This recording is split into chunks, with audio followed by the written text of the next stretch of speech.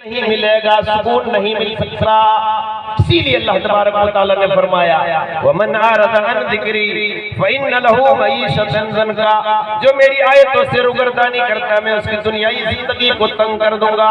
और बरोज़े क़यामत यानी क़यामत के दिन मैदान महशर में जब आदम से लेकर मोहम्मद सल्लल्लाहु अलैहि वसल्लम तक जितने भी इंसान इस दुनिया के अंदर पैदा हुए हैं सारे लोगों का मजमा आम होगा। उस मजमा आम में अल्लाह रब्बुल आलमीन उन्हें रुसवा कर देगा, उन्हें अंधा बना करके उठाएगा।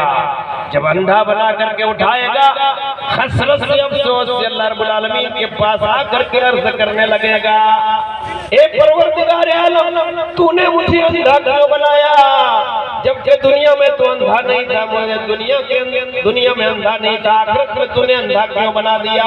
अल्लाह कहेगा ए मेरे बंदो दुनियाई जिंदगी में तूने मुझे भुला दिया, आखिरत की जिंदगी में हम तुम्हें भुला देते हैं। लोगों इस जिंदगी की कोई हकीकत नहीं है।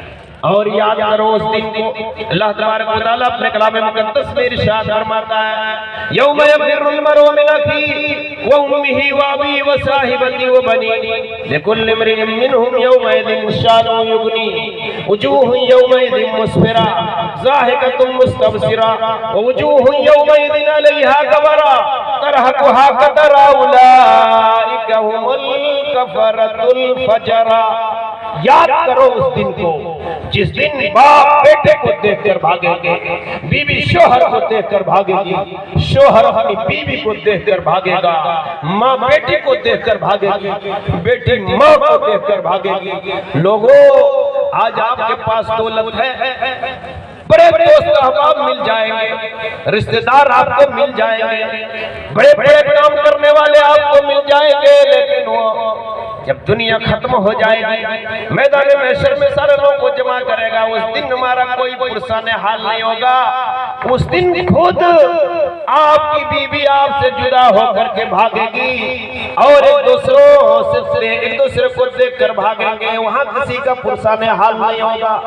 आज जिस बीवी के लिए आज हम परेशान हैं, जिस बीवी की मोहब्बत में, जिस बीवी के मकरो फरेब में लग करके अपनी माँ के एहसानात को हम भूल जाते हैं। आजकल की बच्चियां पूरे इंडिया के अंदर इस लुचपे के लोगों को आरएसएस के जो गुंडों को छोड़ा है उनकी नरम नाजुक बातों पर लग करके हमारी घर की बच्चियां, मुस्लिम बच्चियां उनकी नरम नाजुक बातों पर लग करके, मीठी मीठी बातों पर लग करके चली जाती है और इस्लाम से फिर जाती है, मुर्तद हो जाती है। लोगों गार्जियन की हैसियत से अल्लाह रब्बुल आलमीन आपसे सवाल करेगा, आपको सरपरस्ती की हैसियत से रब्बुल आलमीन के यहाँ जवाब देना पड़ेगा, इसलिए रब्बुल आलमीन के यहाँ आपको जवाब देना पड़ेगा। लिहाजा उनकी भी आप निगरानी कीजिए, तो क़यामत के दिन एक दूसरे को देखकर भागेंगे। जिस बीवी के थोड़ी सी बात कहकर रुखसत होना चाहता हूँ, ये बात कह करके जिस बीवी के पीछे लग करके आप अपनी माँ को छोड़ देते हैं, जब तक शादी नहीं हुई माँ बाप से बड़ी मोहब्बत, जब शादी हो गई माँ बाप दुश्मन और बीवी को उठाया के ठीक है तरह और सीधा जाकर के घर जवैया रहने लगा, घर जवैया रहने लगा। माँ की बात तो उन्हें कड़वी मालूम हो गया, माँ बाप की हो गया, खट्टा हो गया, वो ससुराल में घर जवैया रहने लगा।